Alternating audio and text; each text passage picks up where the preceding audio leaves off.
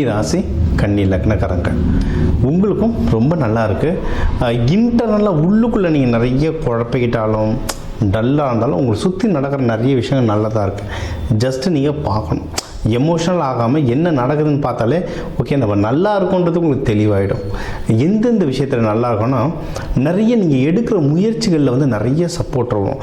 இதில் நிறைய பேர் மீடியா துறையில் இருக்கீங்க, நான் நல்லா பார்த்துருக்கேன். அவங்க மீடியா துறையில் நிறைய புதுசாக ட்ரை பண்ணும்போது நிறைய ஃப்ரெண்ட்ஷிப் கிடைக்கும்.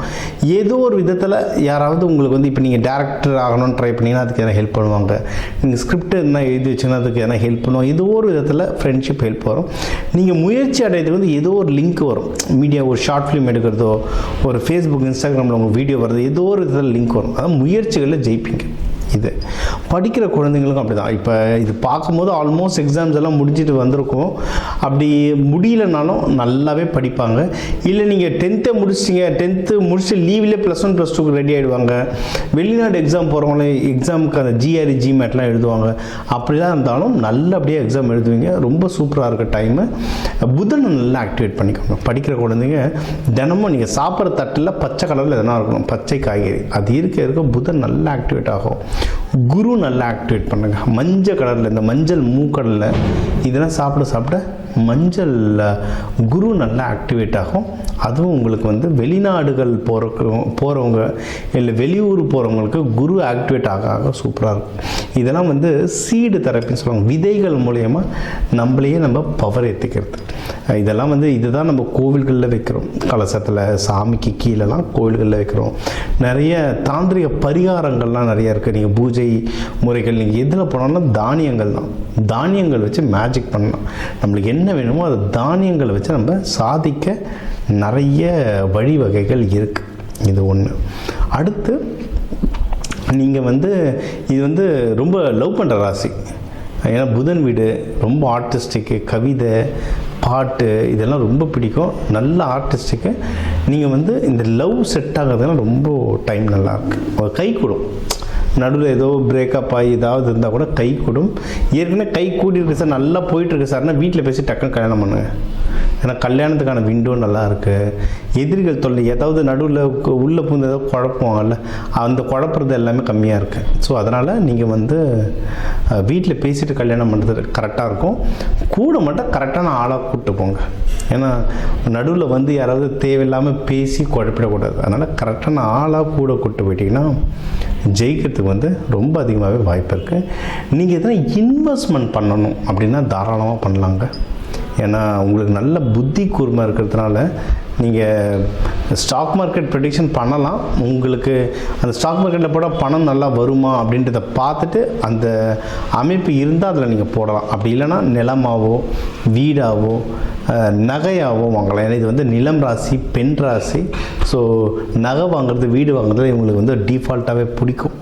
ஜென்ஸாக இருந்தால் கூட இந்த ராசி அமைப்பு அவங்களுக்குள்ளே வேலை செய்யும். ஸோ அந்த மாதிரி நீங்கள் கோல்டு இன்வெஸ்ட்மெண்ட், லேண்ட் இன்வெஸ்ட்மெண்ட் பண்ணலாம். இதுலேயும் நீங்கள் வளர்கிறதுக்கு வந்து அதிகமான வாய்ப்புகள் இருக்குது.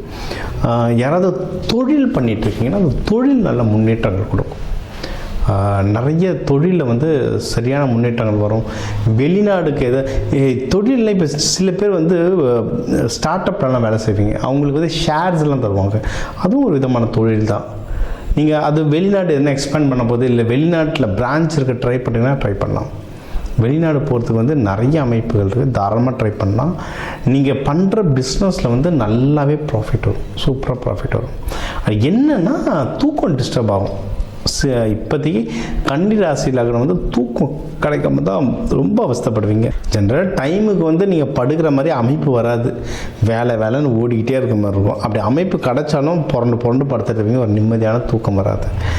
ரொம்ப சிம்பிளுங்க. அது கேது இருக்கிறதுனால அந்த மாதிரி ஒரு அருகம்பில் பவுடர் அந்த மாதிரி தலைக்காணி கீழே வச்சுக்கிட்டிங்கன்னா சூப்பர். இன்னொன்று உங்கள் பஞ்சபூதங்களை ஆக்டிவேட் பண்ணணும். இப்போ கன்னி ராசி லக்னம்லாம் நில பஞ்சபூதம். அப்போ நீங்கள் வெறும் வயிற்றில் தூங்குனீங்கன்னா தூக்கம் வராது. ரொம்ப சிம்பிள். இந்த ராசிக்காரங்களுக்கு வெறும் வயிற்றில் பண்ணால் தூக்கம் வராது. அட்லீஸ்ட் ஏதாவது ஒரு வாழைப்பழம் சாப்பிட்டு பாலாவது குடிச்சு படுத்தால் தான் உங்கள் வயிற்றில் கொஞ்சம் ஈரம் இருந்தால் தான் தூக்கம் வரும் உங்களுக்கு. நில ராசி, அதனால் உங்கள் நிலம் பஞ்சபூதம், சாப்பாடு தான் நல்ல பஞ்சபூதம். அதை ஆக்டிவேட் பண்ண உங்களுக்கு ஒரு சிறப்பாக அமையும். இதுக்கு நீங்கள் தெய்வ வழிபாடுகள் அப்படின்னு பண்ணீங்கன்னா பெருமாள், கிருஷ்ணர், கன்னிமார் தெய்வங்கள் வழிபடலாம். இப்போ சித்ரா பௌர்ணமி வர்றதுனால அம்பாளுக்கு நெய்வேத்தியம் படைக்கலாங்க. நிறைய பேர் அபிஷேகம் நிறைய விதங்கள் இருக்குது. இந்த கன்னிராசி லக்னக்காரங்க நெய்வேத்தியம், ஏன்னா நம்ம நிலராசின்னு சொல்கிறோம், நெய்வேத்தியம் படைக்கிறது ரொம்ப நல்லது. சித்ரா பௌர்ணமிக்கெலாம் சித்தர்மார்கள் அங்கெல்லாம் அன்னதானம் கொடுக்கலாம். எங்கே இருக்கிற ஜீவசமாதிகளும் நீங்கள் பார்த்தீங்கன்னா சித்ரா பௌர்ணமி டைமில் அன்னதானம் கொடுத்துக்கிட்டே இருப்பாங்க. நீங்களே செஞ்சு உங்கள் கையால் கொடுக்க முடிஞ்சா சூப்பர். இல்லை ஏதோ ஒரு விதத்தில் பணமாகவோ, இல்லை பணம் இல்லைன்னா என்னால் உடல் உழைப்பாலவோ ஏதோ உங்களுடைய ஒரு விஷயம் அன்னதானத்தில் இருந்ததுன்னா அது உங்கள் வாழ்க்கையை ஒன்றும் மென்மேலும் வளர்த்து கூட்டிகிட்டு போயிட்டே இருக்கும். சரிங்களா? யாராவது ஹஸ்பண்ட் ஒய்ஃப்குள்ளலாம் சின்ன ஏதாவது ஒரு கேப் இருக்க மாதிரி இருக்குது, மன கஷ்டம் இருக்குன்னா ஒன்றும் இல்லை, யோசிக்க ஹஸ்பண்ட் ஒய்ஃபை சேர்ந்து அன்னதானம் பண்ண ஆரம்பிச்சிருங்க, விஷயம் முடிஞ்சது. சரிங்களா? ஸோ இதை நீங்கள் ட்ரை பண்ணுங்கள். இதெல்லாம் செஞ்சுட்டு வர இந்த சித்திரை மாதம் உங்களுக்கு ஒரு அழகான அமைதியான மாதமாக அமையும்.